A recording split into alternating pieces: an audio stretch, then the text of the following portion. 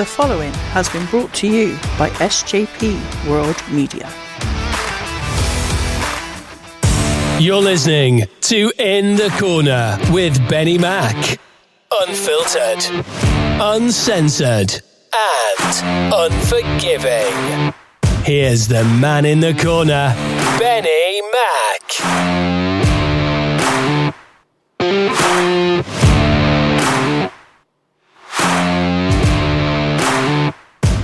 Episode 53 of In the Corner here on SJP World Media. Hope you're all doing well. Hope you had a good weekend. Hope you've been enjoying the WWE TV from SmackDown up to Raw. Night of Champions is etching ever so closer. Only next Saturday. Insane, really. The resident co-host joining me once again from across the pond, Mr. Tyler Peters. How are you, sir? Benny, I'm doing fantastic. It's always a pleasure to join you and talk about some pro wrestling with my tag team partner from the UK across the pond, as usual. Yeah, it's always good to have you, man. We appreciate it. So episode 53. Yes, 53 of In the Corner. I'm almost losing count at this point. Obviously, we've been more weekly than twice a week at the moment. No, we have. It's just having the time sometimes, mate, to be honest with you. Not that SmackDown isn't good. There were some good matches this past week. Roman was there. We got to talk a little bit about that because at the end I mean that is headline news. If the Tribal Chief makes an appearance, it's worth having a conversation about. I couldn't agree with you more. Yeah, but before we do that, anybody that tuned into Chain Wrestling, either live on Monday, or possibly maybe you listen to the podcast. I think it's sometime out today. Normally, I think it's in the evening, so it might not be out till Thursday. But we had a little trailer. I'm not sure how they got hold of it, Tyler, to be honest. No, I'm only joking. There was a trailer. How did they get that? I may have sent it to them and threatened them not to. If they don't play it, then we'll be going to somewhere else. No, I didn't do that, of course. If anybody watched it, but if you haven't, we have some news here on In the Corner. So May 31st, keep that at 7:30 UK time.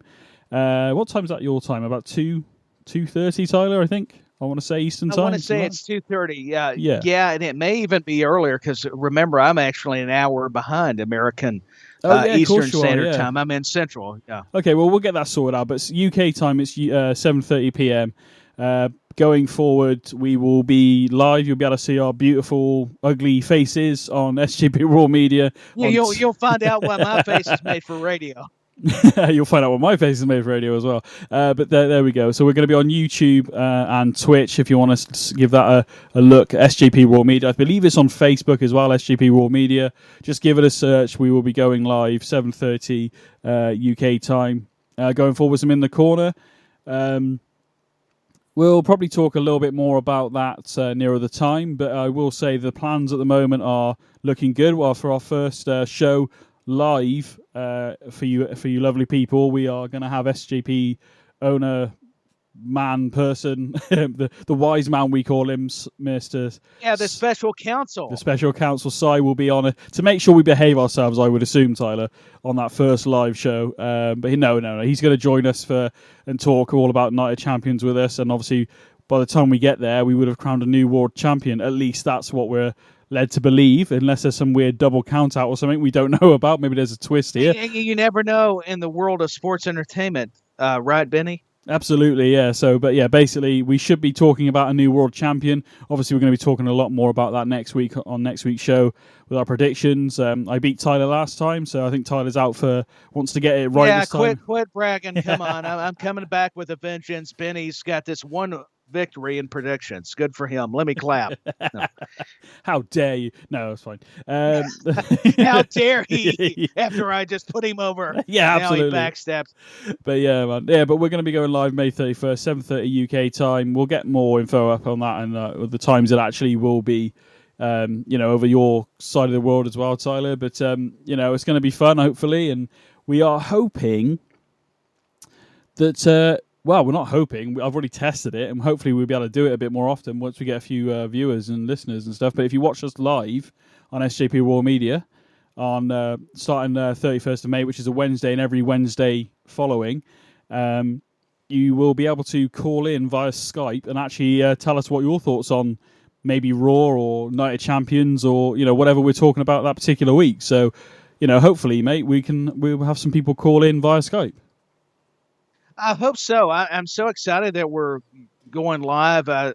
Just congratulations to you, BenNny, on In the Corner in SJP World Media. Yeah, it's going to add I think, a fun dimension to your program. So kudos to you for the idea. And hey, we'll see what happens. It's going to be a lot of fun.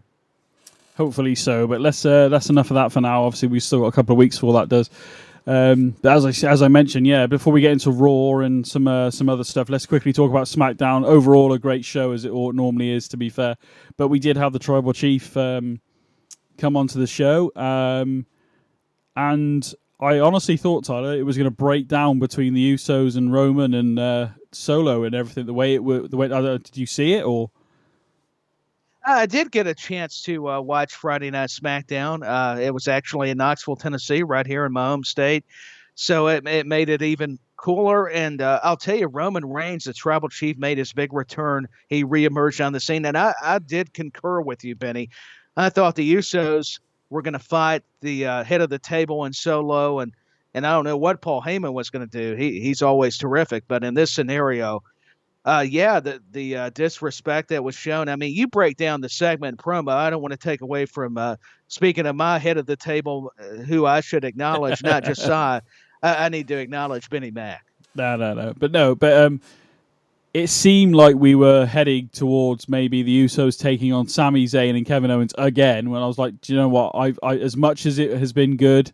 And the match at WrestleMania was good, amazing actually, and even the rematch on SmackDown was pretty damn good. To be fair, I'm done with seeing those two teams go at it for now. But then the disrespect that Roman threw at Jimmy and Jay by basically what as it's booked right now, we're allegedly going to see Roman tagging with Sikoa and taking on the tag team champions for the undisputed tag team titles at Night of Champions. So, yeah, we are. I honestly thought because Jimmy was the one who actually got in Roman's face almost, and it was Jay that actually calmed it down. So yeah, he actually had to apologize. That's what it was. Roman was demanding them apologize for not getting the job done because they were supposed to be honoring him and the family.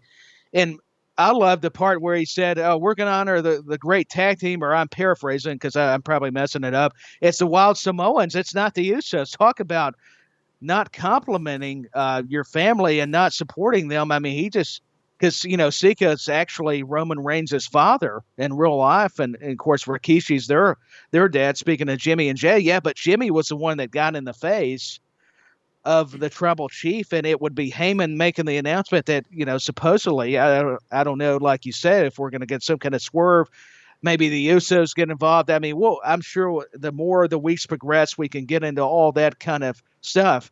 But this was a good segment. I mean, this really was planting the seeds for what we could expect at Night of the Champions. So I thought it was very well done, as a lot of the Bloodline stuff has been. Let's just be fair. So it makes you wonder, are we going to get the Usos turning on Roman?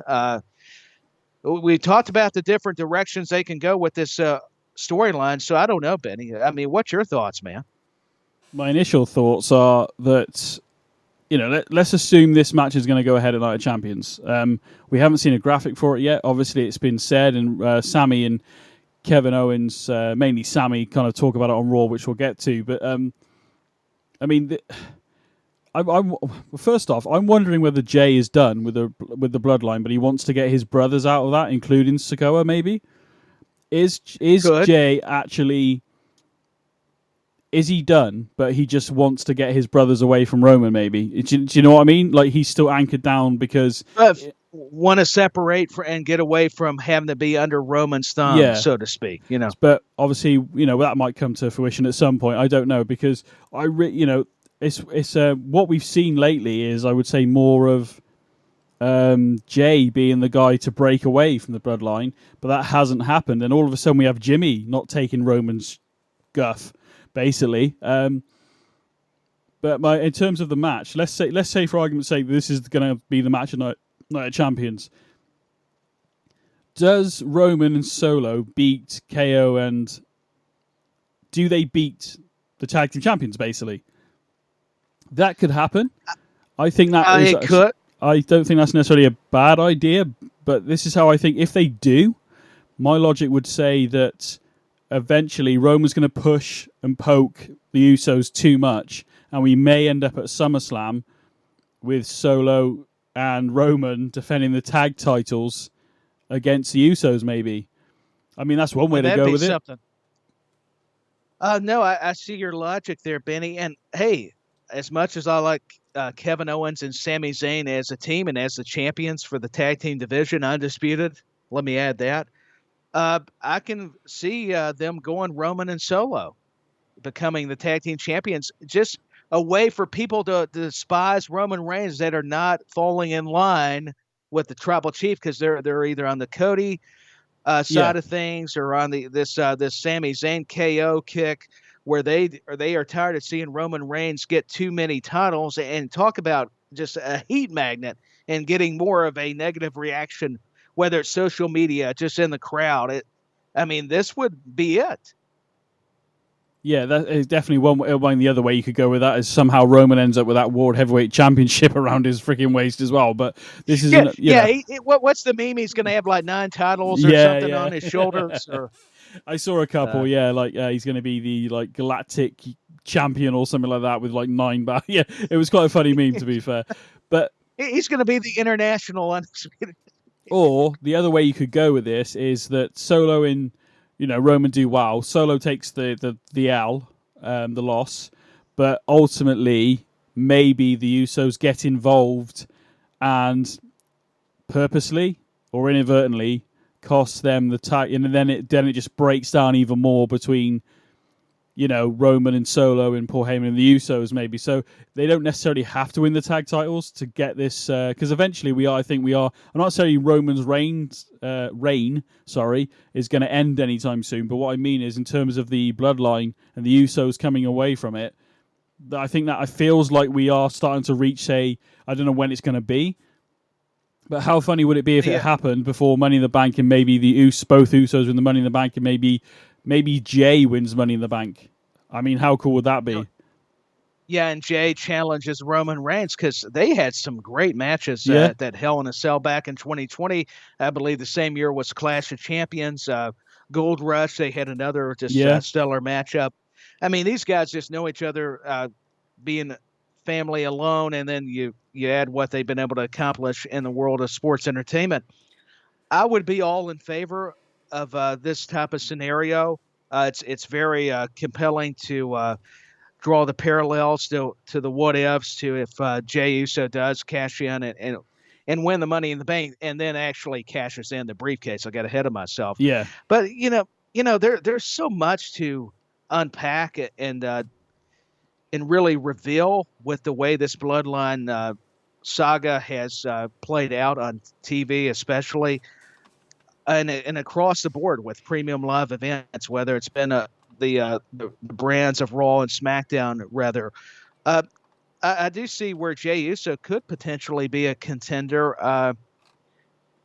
There's so much you could do with the Usos and Solo and Roman Reigns, Sami Zayn and Kevin Owens. And not to jump ahead, but if you caught the opening promo, and I'm sure you did, BenNy, on Raw, Sami Zayn, he's still got an issue where he can't let go of the bloodline, where Kevin Owens is mad at him. He's got frustrated that why are we so stuck on what Roman Reigns or the bloodline, the Usos are doing, when I'm just wanting to fight. I wanted to defend the titles, but we still got Sami Zayn.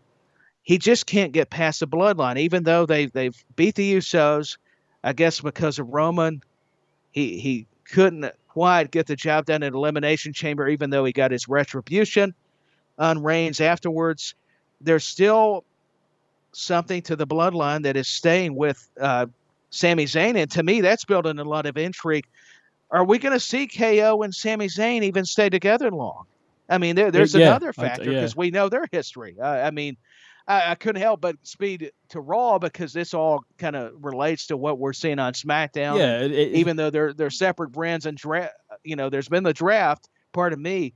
All the storylines are kind of still overplaying on to because of Zayn's involvement as an honorarius. I mean, we have to think on these things. Yeah, I mean, I don't know. I mean, I think Sammy even made a comment of it should have been me that beat Roman as well. So he's still not quite. I didn't pick up on that. Yeah, That's a good he shout. still can't get past. Yeah, I didn't pick up on it either, but that's a great point. I think Roman Reigns is the equalizer, even if the Usos are not the issue for what KO and Sami Zayn's mission is currently, at least in storyline for WWE, and now we're seeing how the Usos could contend against their bloodline mates, their own brother and cousin, and Paul Heyman is pulling the strings. It seems at certain points, so you always got to worry about what the wise man's doing, as we'll talk about on Raw. He's making deals and talking in the red phone and saying Roman Reigns, which is great. It's a way he's orchestrating all these devious deeds, so to speak, or survive. So it's all very. I don't know. I mean, I hate to keep saying that I don't have the answers, but that's what makes it fun. We should have the answers. Let's see how it plays out. But it's good to have theorize these different aspects of all these angles. I mean, that you could say are storylines, even though some people may say, well, that's different. But no, it all correlates. So I can't wait to see what we're going to see at Night of Champions, even before then and afterwards, and what builds into Money in the Bank and SummerSlam. Yeah.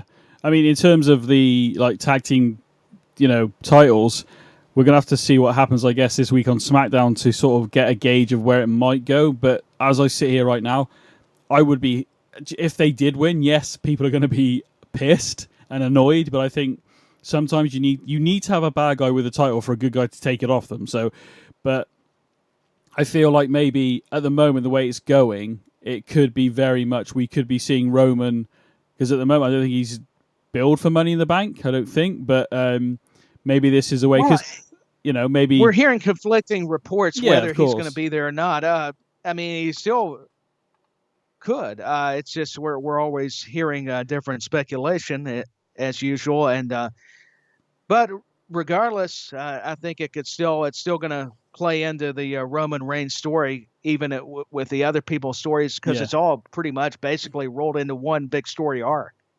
But I actually initially thought that Roman wasn't going to be at Night of Champions, so I guess it keep your guessing basically, which is good, because when he turns up, it is interesting, because that we're going to have an extra nudge on the Bloodline story of how it's going to go, and Paul Heyman played a big part on Raw this past week as well, but we'll get to that in a second. So I want to go. There's a few little things I want to talk about. One unconfirmed and one is confirmed that I didn't even realize happened. So, but one is just a little bit of update on sort of Bray Wyatt and the whole Uncle Howdy stuff.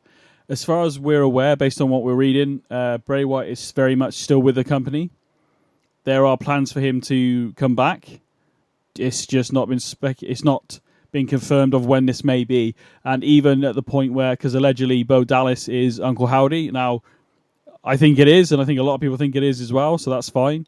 But even that character is on hold until Bray returns, so they are very much expecting Bray Wyatt to come back. It's just very much unconfirmed of when he's going to be back. So, and unfortunately, him being away, I mean, his run back, his return was amazing. I will always say that. It was one of the best returns I've seen for years, to be fair. There are so many great returns and debuts in WWE and wrestling as a general, and I think Bray Wyatt has to be up there, because we hadn't seen him for 2 years at that point.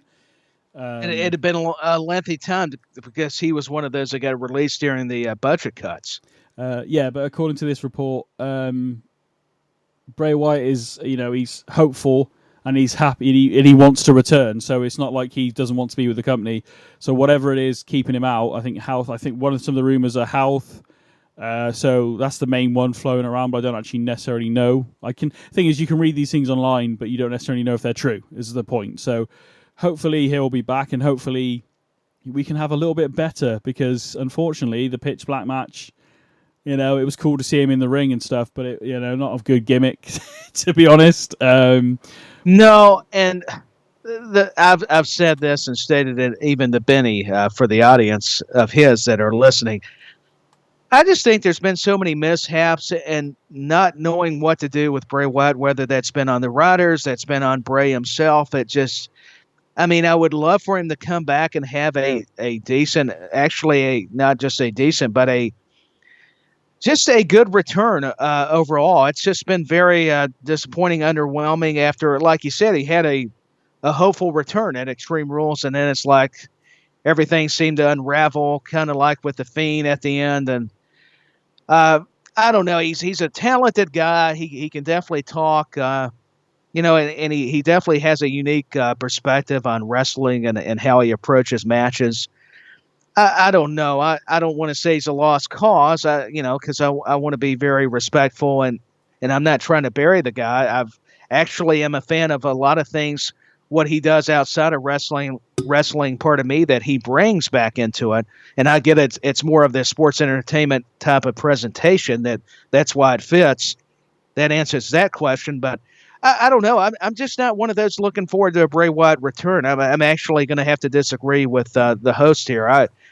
I don't know. I just think they've had so many missed opportunities. They're really going to have to repackage and rebrand this guy to get him back over, because whether it's been a little bit of both management's fault, going to creative, or Bray Wyatt himself, or however you want to look at it, it's not been good. Well, I think if he does come back, he's going to have to just dominate, basically, for anybody. He's going to have to really, really give it a good thing, because at the moment I don't see quite what you can do with him. I mean, he's a very unique character anyway, so I'm sure there's an idea, but he definitely, I feel like, sometimes wins and losses don't matter, but in this case, I think Bray needs to come back and dominate for a while. Maybe keep him away from Roman and stuff, but he needs They got to make him look strong. He's got. Yeah, I think so. No, go ahead. That's just been the difference. I was just gonna, comply with you. I mean, he's going to have to come in if he does indeed return, which from what we understand, he's still with WWE. We're hearing various reports that maybe he's off the internal rosters, but like you said, who knows if that's actually true? Let me back up. I feel for him because I think there is the talent, the potential has always been there. I mean, going back to when he first arrived on the main roster, you could see it in NXT. It's just, I don't know. It's like he gets momentum and it stops for whatever reason, whether it's an injury or it's just he's not getting along with creative, if you believe everything, who knows. It's just, or maybe he's got mental issues, and I commend him for taking time away if that's the case. It's just, and it is sad, but I have to be honest, it makes you not really feel hopeful or confident if he does come back. But like you say, he's got to come back dominating or doing something that we've not seen before that's going to make people go, okay, now we can buy into Bray Wyatt. But even then, how can you sustain his momentum? With a lot of wins and a lot of domination, I think that's the only way you can do it. I think for me, without really diving into it too much. But I mean, in the early days when he came up, around WrestleMania 30, I've said this before, and I'll say I will always think this. The crowd was so behind him in the Wyatt family. He should have beaten John Cena that night, because it wouldn't have hurt John Cena's career, and it would have absolutely elevated Bray Wyatt. But basically, what happened with Bray Wyatt in the early days, even with the Fiend, you build him up, and cut his legs from underneath him. Yes, you've got to lose sometimes, but you're trying to sort of build this mythical sort of character, and it always seemed to just be a little bit, and then we're going to stop you here. And we've seen a little bit. I mean, as you know, I'm a fan of Elias. When that Elias stuff, I think that's what's happened this time is when he's come back, is that with Elias I'm talking about, is that they've tried to recapture the Walk with Elias stuff that initially happened organically with him, which people initially were booing, and eventually people started to enjoy it. Whereas this time around, they've just tried to go straight in with the Walk with Elias character, and it hasn't worked because it's not organic this time. So I'm actually glad that he's just in the ring. It doesn't feel natural. Yeah, so they need to get him in the ring and just have matches and show us that he can wrestle and put the time in. And maybe it'll come back. I don't know, but I think unfortunately, like with Bray Wyatt and with Elias, with the Walk with Elias stuff, I think the time has passed now So if they're going to do stuff with him, they need to do, I don't know, a slow build. With Bray, maybe if they want him to be a main eventer, they need to just come in, like I said, and just dominate. And again, keep him away from Roman for the time being, but give him a 6 months to a year run of him just like, maybe not win every match, but somebody who is, when his music comes on, you go, or like Undertaker or a Kane. When the music came on, you knew stuff was going down, basically. Do you know what I mean? So it needs to be more of there was a sense of danger. Yes. Is what you're saying. Yeah, when you would hear the gong or hear the pyro go off and hear that sinister type of music. Yeah. They could do something to the effect that could really help Bray, because even the Fiend stuff, even if you weren't, if you were not, that's where the Southern's coming in. That's not in the dictionary. I've got to correct my own speech for crying out loud. But even with the Fiend character is what I'm saying. If you could, I mean, even if people didn't fall in love with it, you were definitely tuning in to see what he was going to do. So it still had that kind of impact with that kind of version of Wyatt's character. But I don't know. They're going to have to really pull off something pretty immense for Wyatt for a return to be effective. Yeah, no, I know. And I'm a fan of Bray Wyatt, obviously, and was absolutely excited beyond belief when he came back. But it's been very lackluster, unfortunately. And then it's not helped with him being away as well for whatever. Again, like you said, I mirror what you said. If it's mental health and you need it, do it. But it's just obviously the momentum's now gone. So you need to do something with this guy should he return to WWE. So No, what you said, Tyler, makes perfect sense. Before we move on to Raw quickly, something I wasn't aware of until Raw this week, actually, was Liv Morgan has picked up an injury in that tag team title defense that they had against Damage Control. And they were actually scheduled to defend the tag titles again against Chelsea Green and Sonya Deville on Raw. She might as well be Karen. Yeah, I did. It was quite funny. But yeah, it is a genuine injury, according to Fightful's sources.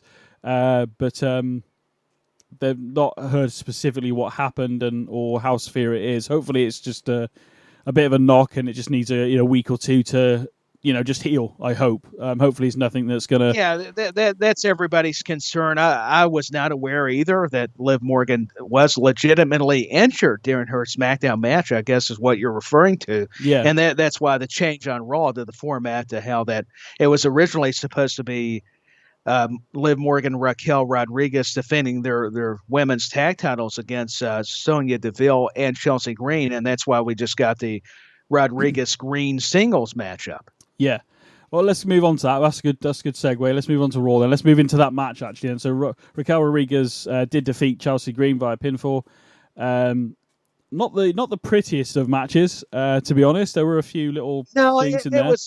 There was some sloppy spots, and we're not doing this to be disrespectful, but even as fans and viewers, we have to point it out. And I got to say, there were certain spots that looked okay, and then others that were like, well, it either felt rushed or maybe because there was a change to the match, they didn't feel comfortable going in. You could just feel there was some kind of something that was off, I guess it would be one way to put it. Yeah, and it didn't help that after the match, now, as I said, Rodriguez got the win, but Ronda Rousey and Shayna Baszler jumped her, but Ronda Rousey actually slipped on that lovely black floor they have that looks really shiny. As she's trying to kick Rodriguez, she actually slipped herself. I don't know if you saw that, Tyler. So I don't know that I caught that, but that is very astonishing that she actually slipped, because I think my eyes tended to go when she kicked Raquel Rodriguez. When we're mentioning Ronda Rousey, let me back up so everybody can understand what I'm trying to convey here.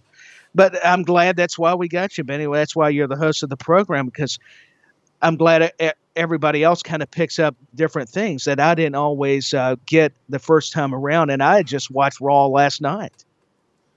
There you go. I mean, it was very quick that it's happened, but yeah. I don't know with this. The women's division is again, I think it's got a little better, but overall it's still lacking exposure on the program. I think to a degree. Not, and I don't mean like, I'm not talking about the Becky Lynch Trish stuff. I mean like the rest of the roster seems very much not, doesn't seem to be there. There's something it's lacking. No, I agree. It's hard not to. I mean, sure, it was neat to see Ronda and Shayna come out to cause this issue because obviously they're going to indicate they're going after the women's tag belts, which makes sense. They've been a tag team even before the draft, and they got drafted to Raw. So, you need your big stars or some other at least established names, and you've got Ronda Rousey and Shayna Baszler has made a name for herself. That's been pretty evident. So obviously they're targeting, Raquel Rodriguez and eventually Liv Morgan after this injury. But I got to tell you, Benny, that's been a theme you've, to your credit, that you've brought up time and time again, and I can't help but be in agreement that, boy, this women's division needs a kick in the pants, and I don't mean that in a bad way. It just it's like they need some elevation. People can say what they want to about Charlotte Flair being gone, but boy, there's a big absence when she's left. I mean, that's why you need the women to step up and you'd like to see these newer women that got caught up from NXT, but we haven't seen much. I don't know. Yeah, I don't know how you articulate it. It's just I don't want to sound redundant, but the women's division just, I guess, needs assistance. That would be one way to preference it. I mean, I think they are. Sorry, I was just going to say, I think they are trying because you do have the whole Rhea Ripley. Rhea Ripley's all over this show at the moment. That she's like one of the hottest stars, men and women, at the moment in the company. But like, no disrespect to Natalya, I'm not a massive Natalya fan, but I feel like last week when she came out to help, she should have turned heel. But that's neither here nor there. As you just so brilliantly mentioned, all right, you've got Rhea Ripley. She's a SmackDown Women's Champion. She's on Raw. Natalya's confronting her. Okay. But all these, you've called up a few of these from NXT. There's new people from SmackDown on the show. Why are we not I mean, again, maybe they're building to it. Maybe I'm being a bit impatient. But when you've got a show that's, 3 hours long? Yes, there's adverts and stuff like that and commercials, as you guys call it. Yeah, it's a marathon. Yeah, so... But why are we not seeing some of these others other than just backstage stuff? Well, don't get me wrong. We are seeing it like we saw Stark, didn't we? She was backstage with Nikki and Candice LeRae and all Nikki that Cross. stuff. Nikki Cross, yeah. But in terms of in-ring, we aren't seeing a great deal at the moment. No, we're not. And I think that's, maybe I'm being impatient too. But I know you don't want to fit all these people on the same show because you're building, just like that's why you said it. We're getting Zoe Stark and Candice LeRae after the confrontation with Nikki Cross, but you still got to invest in giving these women more matches, and I think giving them lengthier matches. I feel like they're rushed for TV's sake, and I understand why they feel compelled to do so. But at the same time, I've seen them give men plenty of time regarding their matchups. Why not do that with the women? I mean, it doesn't have to be every show, but at least give us some additional content concerning your women's division. And I get building up, establishing a lot of the newer ones that have been introduced on the main roster, but why not let Raquel Rodriguez and Chelsea Green, I'm not saying give that match more time because we just dissected why that didn't need to go any longer, but I would have much rather had Sonya Deville in the spot of Chelsea Green. I'm all for getting Chelsea out there, but I think as far as somebody that's can work, and even if the match is a little sloppy, I would have much rather seen Sonya Deville against Raquel. And that's just me. I mean, I may be wrong. I mean, I'm not against Chelsea Green. She's a star. She's got the look. She's a Karen. She's doing that very well with Adam Pearce. I like all the interactions, but or maybe if it ain't Sonya necessarily, just like you said, program one of these new NXT stars, like a Zoe Stark, like they've definitely got LeRae involved. Nikki Cross, we've seen her revert back to her old self in old ways, which is okay. I don't know. It's kind of lacked for me. I think it worked better when her and Alexa were together, and like when she did it in NXT. But now I feel like it's kind of the run-the-mill segment, and that's really not doing her a good service. So, and that's something else I wanted to point out. Of normally like this crazy Nikki Cross. I wasn't really big on the superhero gimmick either, but they may have to do something else with her creatively. I don't know. This whole talking to herself's okay, but it's kind of missing some key ingredients. What do you think about Nikki Cross? I like her. I've always rated her. And unfortunately, we didn't quite get the sanity stuff as much as I'd hoped from what I saw from NXT into the main roster. But like when she mentioned about a month or two ago, she goes, "I've got no friends left." I thought this was a tell to say that maybe we may be seeing sanity, but apparently not. So they need. I don't know, but I just don't like. I mean, there was a battle royal for the number one contendership for the Intercontinental Championship, which we'll get into in a mo. But obviously, there was a lot of men in the ring for that to get that done. So that you need the time for that. So I get that, but I don't know. I just feel like you could have. We're having again. I think the way to boil it down, Tyler, I think we've already said it, is that we need to see a bit more. Other than one match from a women's division, we need to see at least two. I think on Raw minimum. I would say. I feel like we're only getting little teases here and there, and I get you don't want to. It's like a good buffet. You don't want to show everything, or if you get a variety of anything. It's just, but still, give us a little. I don't care if it's just little teases here and there. I mean, sure, they're doing okay on the segments, but it's the way the flow of the show, and I get it's going to vary from each week or have similarities. I just think you've got so much potential on that roster, or at least if we've got an opportunity to see the talent, let's give the women at least another match. I mean, I'm actually echoing a lot of people's sentiments, including yours, Benny. I just feel the women's division, boy, talk about needing a boost, because we all know you got Roman, you got Cody, you got Brock, you got KO, Sami Zayn.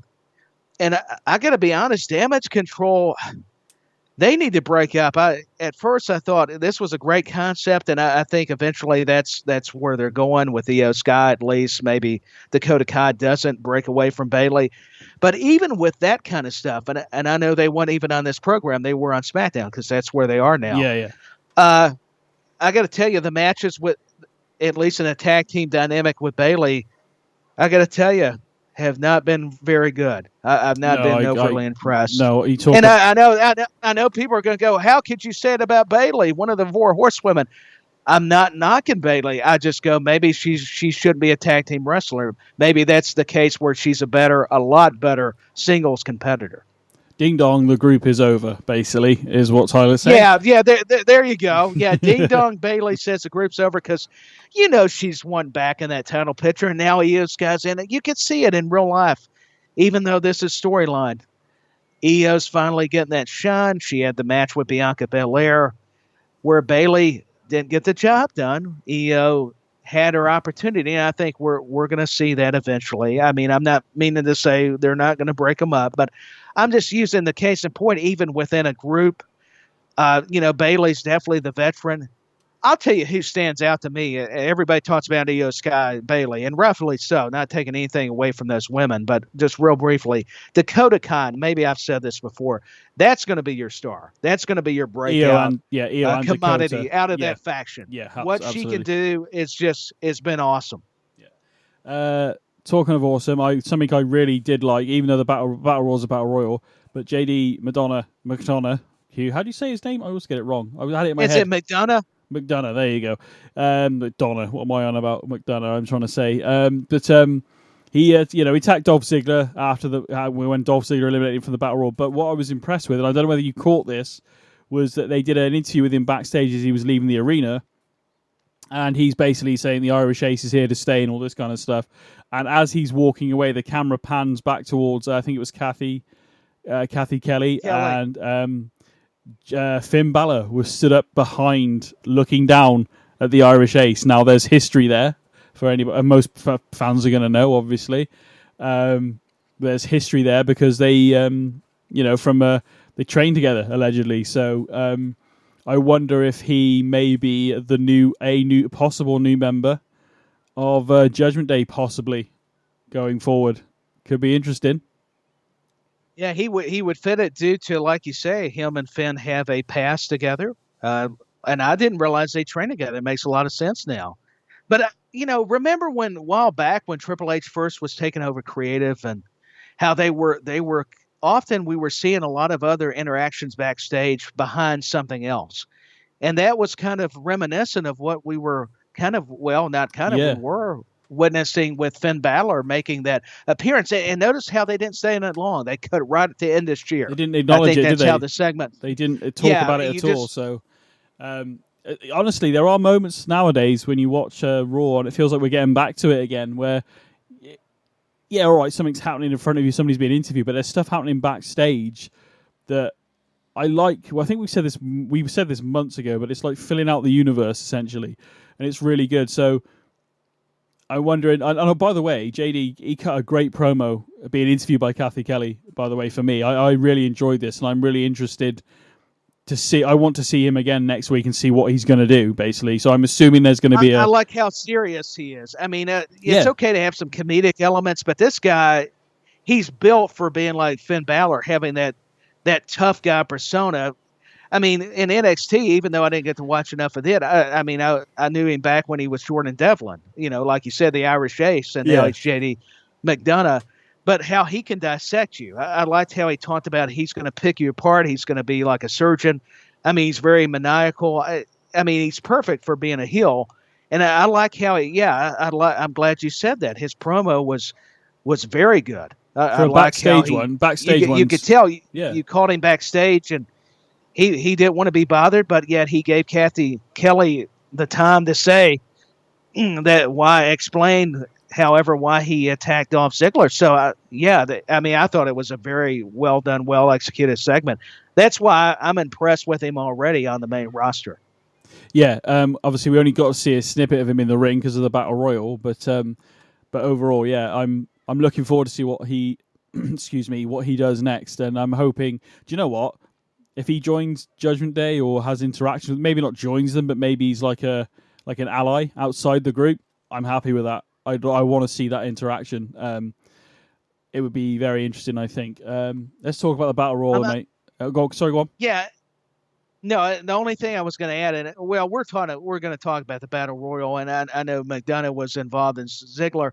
The only thing I would say personally, I would have rather him not be in the Battle Royal and have attacked Dolph like backstage or something, or maybe in the ring. Yeah. But I think other than that, I think when they show these video packages, I'm a big proponent of trying to build up the character.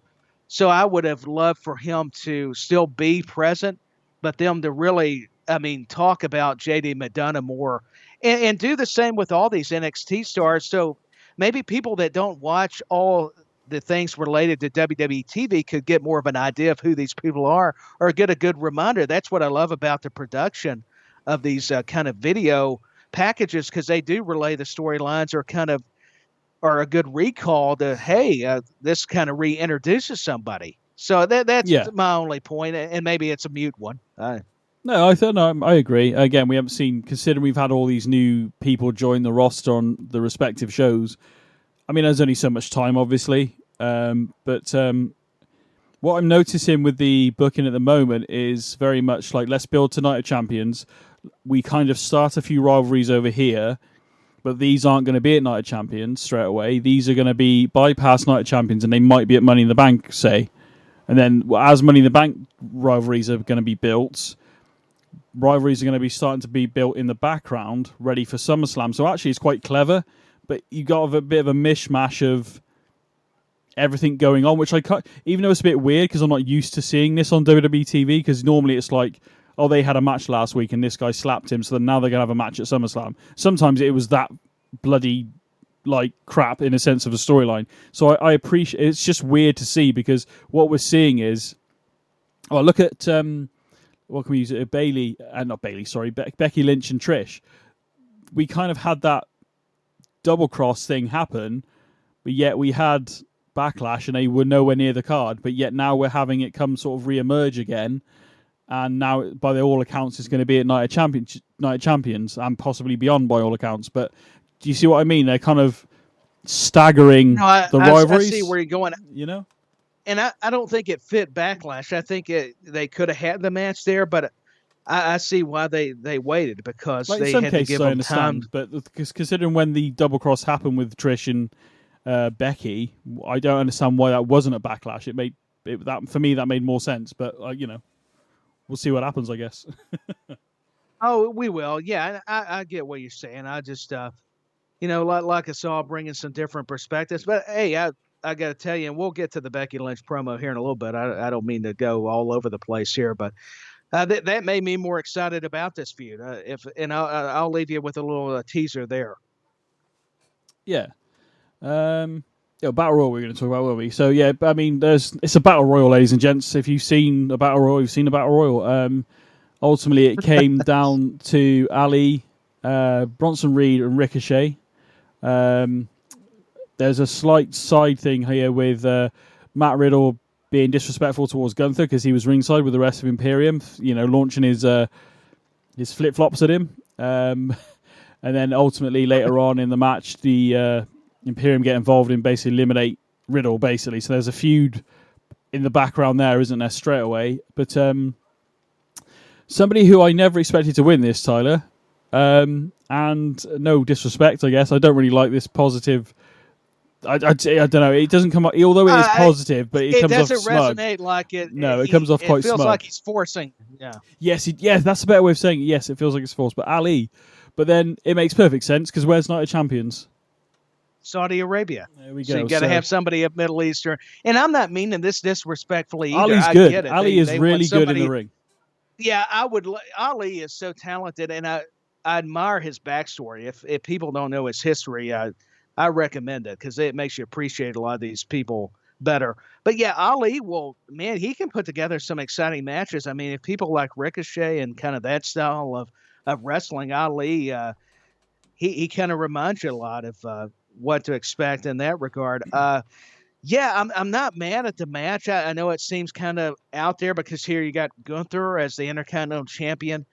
But you can't always program Gunther with a Sheamus and a brawler or somebody that can be a technician. You got to give him somebody fresh. And Ali, surprisingly, that match between those two will have something exciting. That's how much confidence I have in them.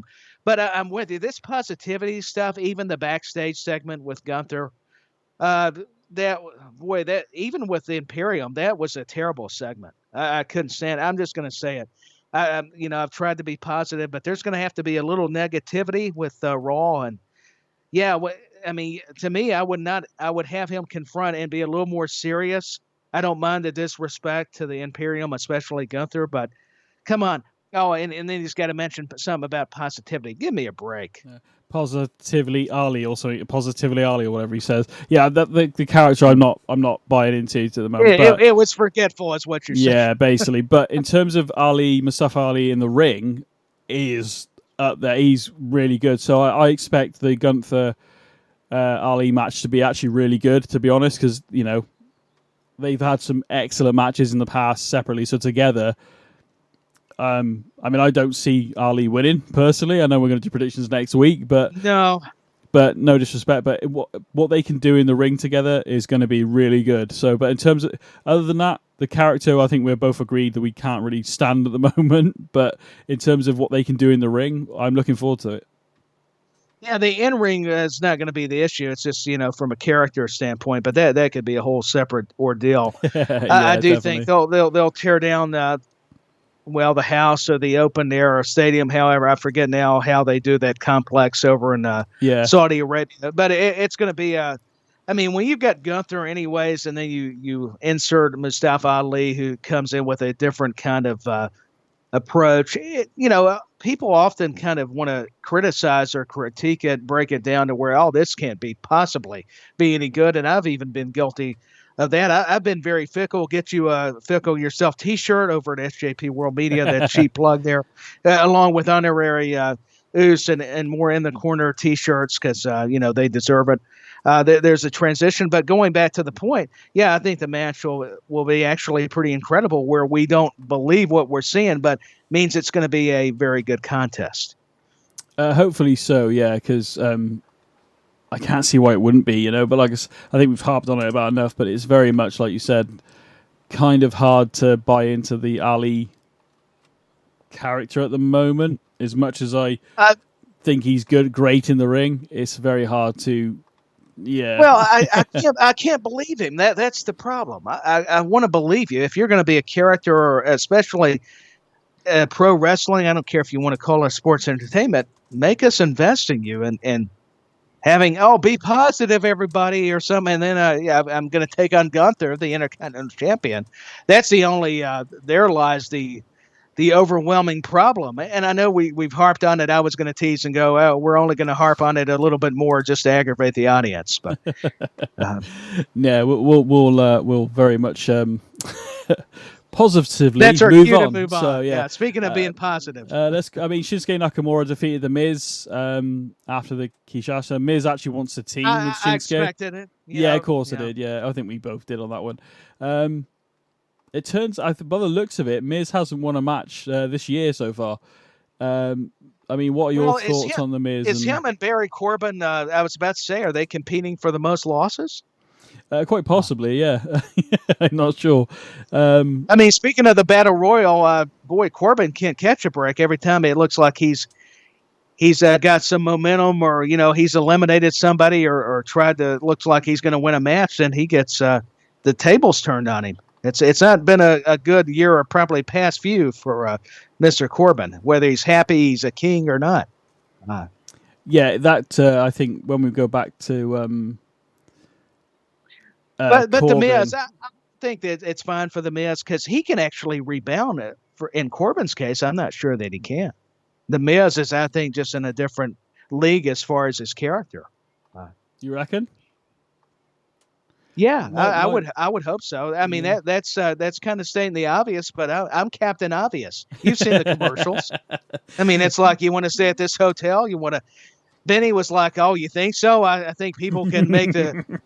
The comparison that Miz's career has definitely been on the up. We all know about Corbin, Tyler. Tell us something we didn't already know. But I have to be that guy. I've just it's part of my gimmick. That's my excuse. I just with Corbin, I think when he was with JBL, we've already said it on the show in the past, but the whole look should have changed. The music should have changed. He should have been walking around in his suit, a bit more serious. JBL can't help you. I don't know who else can. There you go, mate. So I don't know. It was frustrating to say the least. With that, but let's move on to some. Cody Rhodes cuts a promo on Brock. Are you looking forward to seeing Cody versus Brock again? I am looking forward to it due to how it ended at Backlash between Cody and Brock. And I'll tell you, nothing against the Knoxville crowd and my home state of Tennessee, but you could tell Greensboro, because Knoxville's historically a wrestling town too, but Greensboro, we all know the history. With the Rhodes family, Dusty booking for Crockett Promotions, Jim Crockett in Mid-Atlantic, and especially that hot period in the mid-'80s, and building stars, including himself, the American Dream, Dusty Rhodes, if you will, baby, the American Dream, Dusty Rhodes. There you go. But no, Cody Rhodes, that crowd was up. They were excited. They loved Cody. There's so much nostalgia, history. And anybody that can make a tell between a scorpion and frog, very interesting. Yeah. It's got my attention. That's what I mean by Cody. He can articulate. He can make you believe, and here lies the difference. Wrestling's always good when a feud is believable. We all know how believable, how credible Brock is, and Cody makes you buy into whatever they're doing on the mic. That's why I get why he's at top of the hour. Why they format these programs to where you've got to have Cody Rhodes. We knew he was popular with the crowd, but as soon as that music hits, or you just announce that Cody's going to be in a card, it doesn't matter if it's a house show, it's a premium live event, it's a Raw, whether when he was on SmackDown pre the draft, this guy has never lost a step. And I think his promos, he had some good ones in AEW, but I think this guy has just been off the charts ever since he's came back. He's got a conviction, much like his father, the Dream. Not just saying everything about Dusty. Because we need to give Cody his props. This guy just makes you want to see Brock, even if you were tired of a trilogy type matches. Because him and Seth had a great one, and he overcame such a severe injury, won the Royal Rumble. Guess what? He lost to Roman Reigns, but to me, it doesn't mean he's not been successful. This guy is just. He's saying Brock is in the way. I get passionate because he's passionate. The crowd helped because they were into it even when they settled down a little bit. And even with the scorpion and frog analogy, I like that how, there's the trust. And he puts over Brock Lesnar, but he also says nobody's seen Brock in this kind of predicament going back to Backlash, putting all the story together. I liked how he did it. Yeah. I'm paraphrasing because I'm not going to remember the promo verbatim. Yeah, But yeah. you got to do yourself a favor and watch it. I'd like to get your impressions, BenNy. I went a little lengthy because that's how much I respect and admire what Cody's been able to do since his return.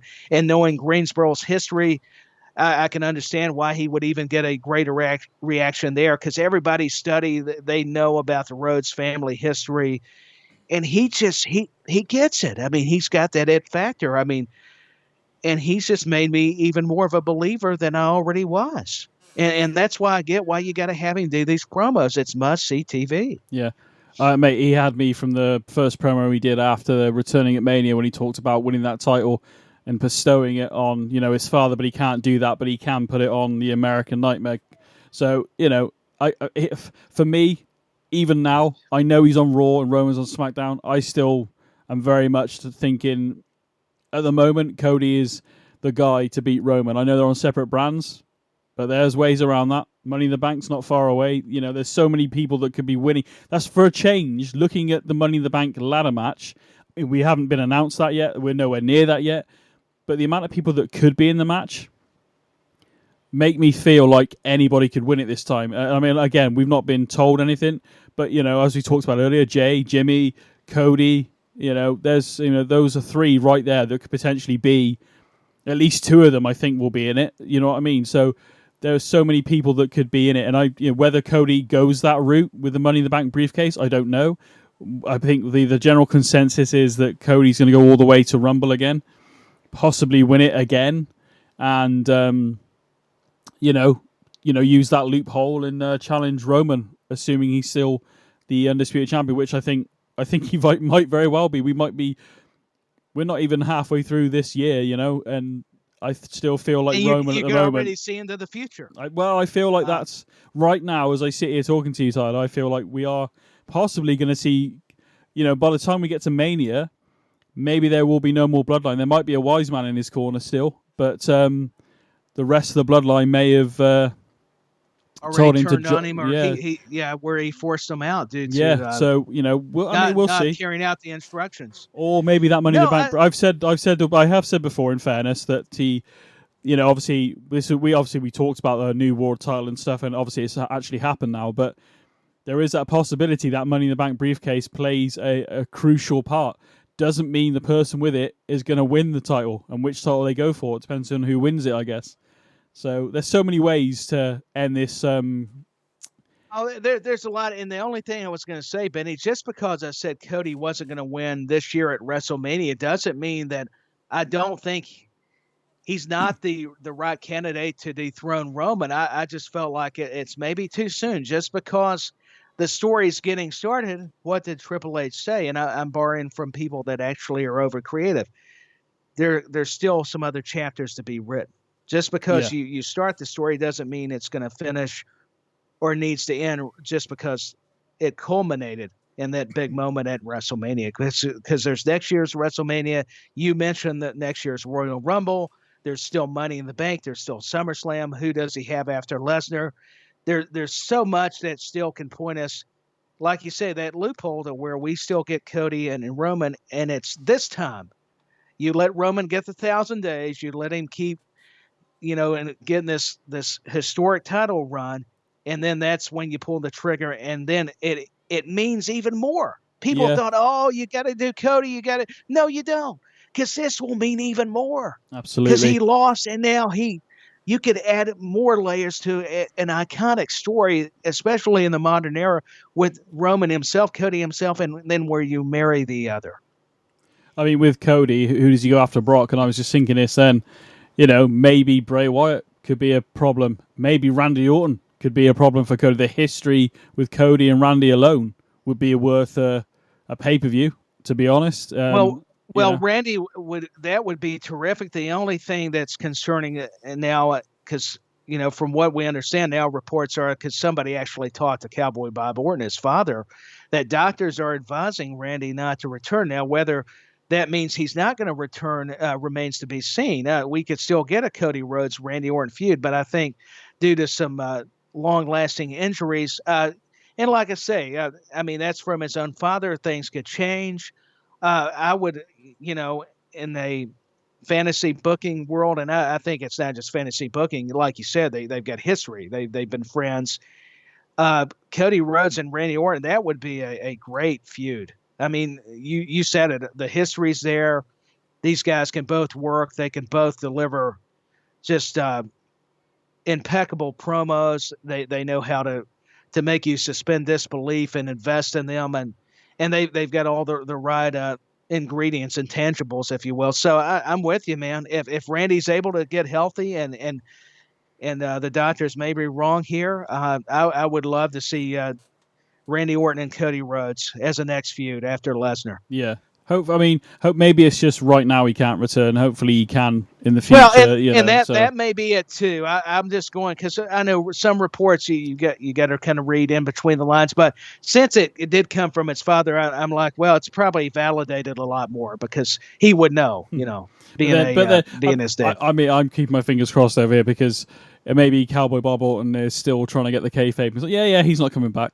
And then when he does come back, it may be the old school mentality, maybe. Cowboy Bob would say, making people believe, Randy's not because the doctors instructed him to. Yeah.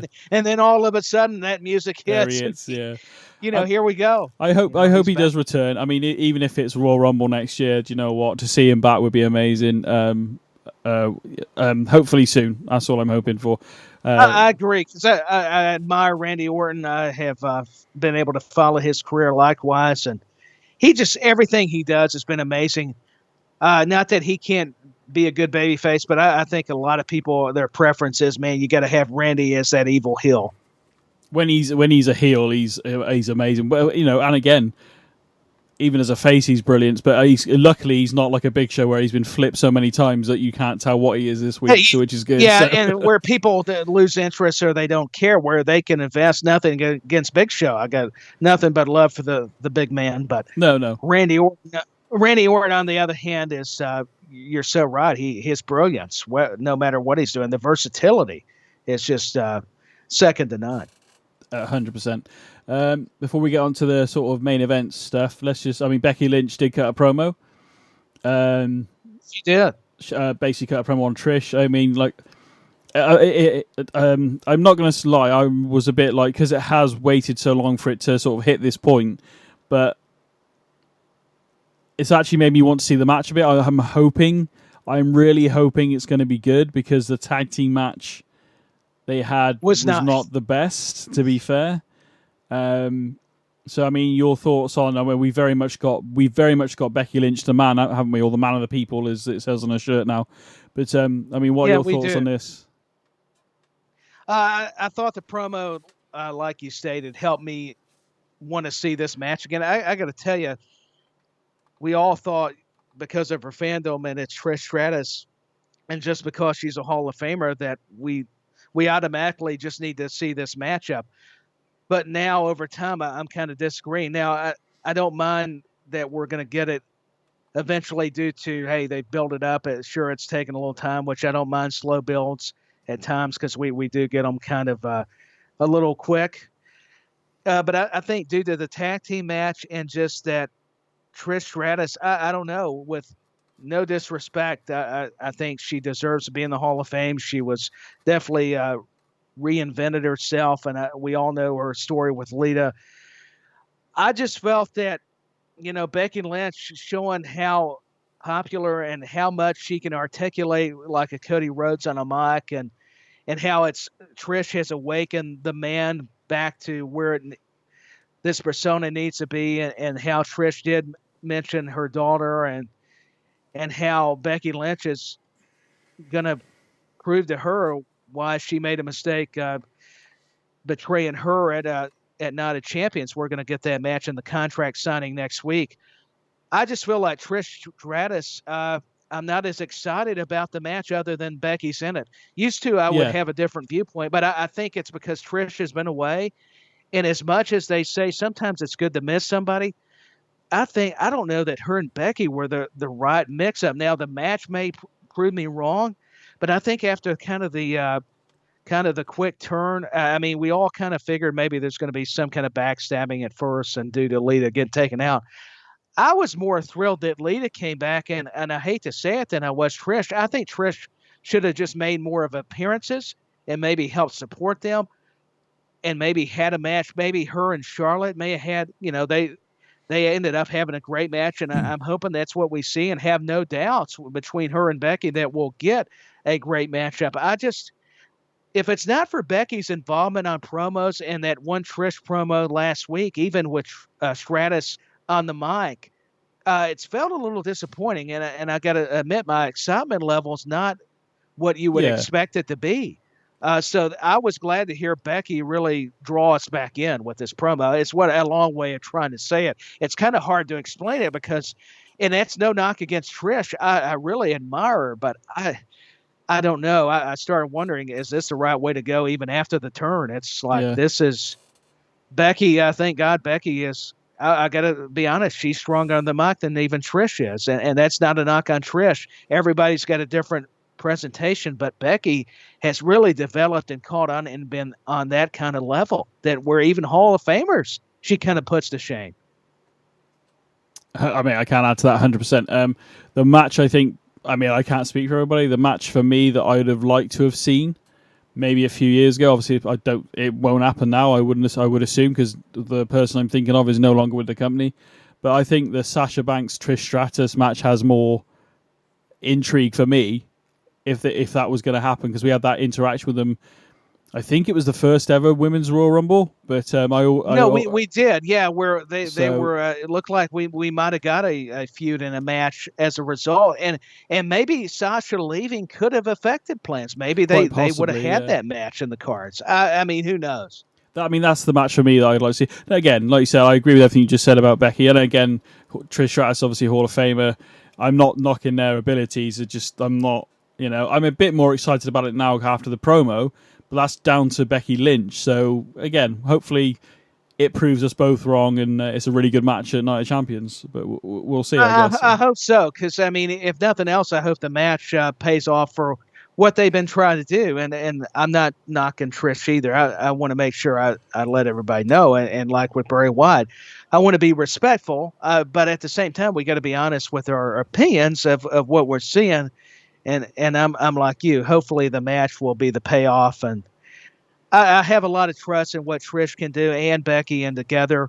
And I say that I think in a singles match it'll be a lot better. The tag team match, I don't know what was going on there. We were hard on Raquel and Chelsea, but boy, that tag team match from a while back, there was something not right. Yeah, 100%. Let's move on to the main event, shall we? So Sami Zayn and Kevin Owens end up battling Judgment Day and Finn Balor and Damian Priest. A good opening segment to Raw, actually, to be honest, with them two coming out. I mean, a good response from the crowd. Obviously, it's Sami and KO. Judgment Day come out, all of them. Basically, Kevin Owens is like, oh, they're here to fight, clearly. Let's just fight. And the crowd loved this. And Sami's like, oh, no, we haven't got a problem with them. Maybe they're not here to fight. And obviously then it goes, oh, actually, we are here to fight. It was quite a funny segment, quite a good build. It was entertaining because it shows you that Sami Zayn and Kevin Owens have different personalities, even how they approach how they're going to, wrestle somebody or create the issue. So that whole dichotomy was very fascinating, to say the least. I concur.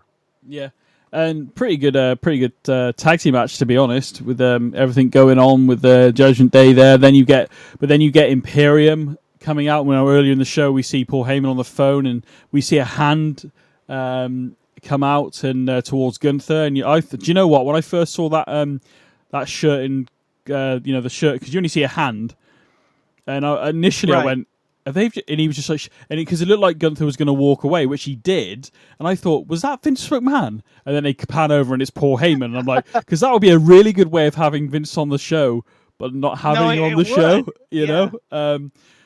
So there was, what they've been talking about then, and then of course Imperium come out during this tag team match, and ultimately, I'm assuming with a little deal worked out with Imperium and Paul Heyman. Now there's a guy that Paul Heyman could move on after, wouldn't it? Hey, Gunther, that'd be quite interesting to have Paul Heyman with. I tell you, that would make for some very entertaining TV if Gunther had Paul Heyman.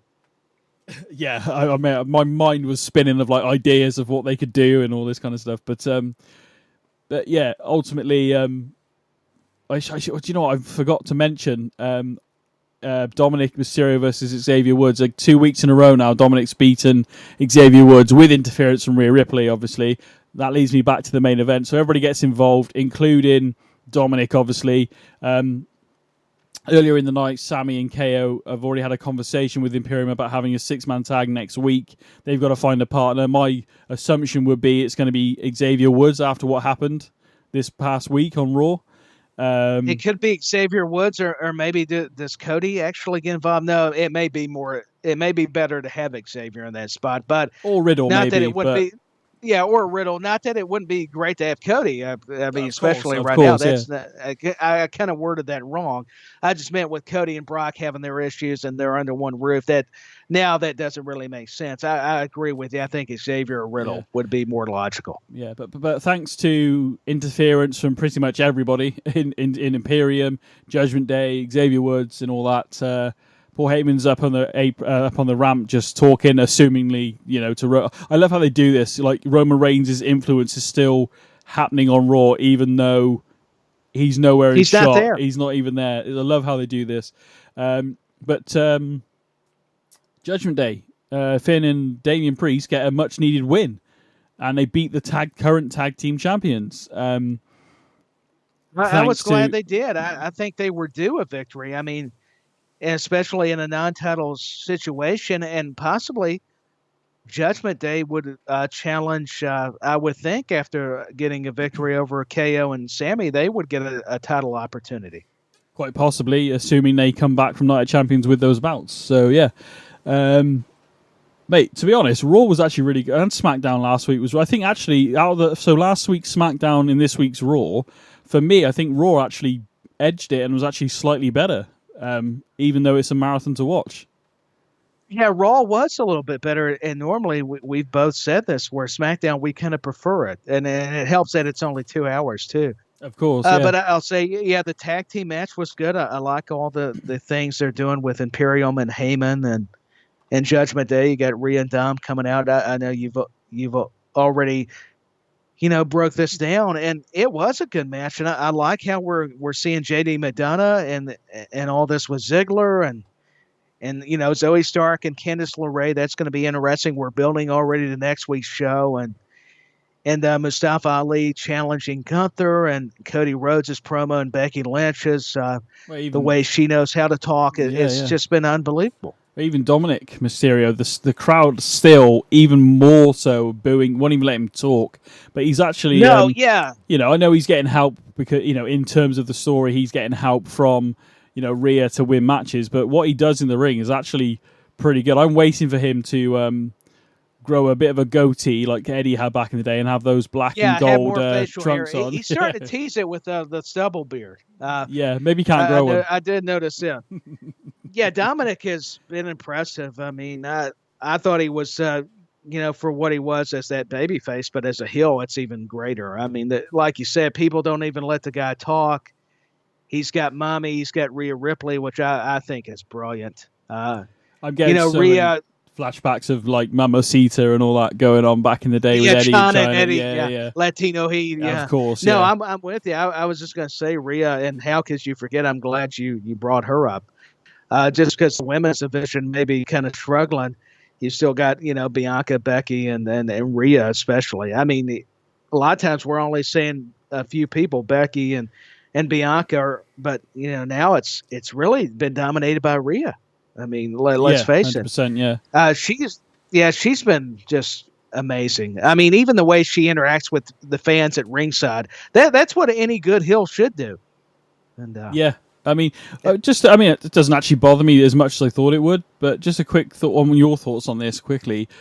We've got Rhea on Raw, obviously. She's a SmackDown Women's Champion, and we've got Bianca Belair on SmackDown, and she's the Raw Women's Champion. And they keep calling it SmackDown and Raw. Do you think they're going to change these bouts soon, or are we going to get new bouts? Or I mean, what are your thoughts on this? I just wonder what they're doing with them, really, because normally we get last time this happened, we had a swap, didn't we? Yeah, we had a swap between Charlotte and Becky. I think was it before Survivor Series or after that occurred? I can't recall, but yeah, it's very. It makes me wonder too. That's a good way to say it. What they're going to do, maybe different title designs. Is the switch going to eventually happen? You would think so, or maybe somebody's going to have to defeat somebody to get the belts to switch brands. I'm not sure. Yeah.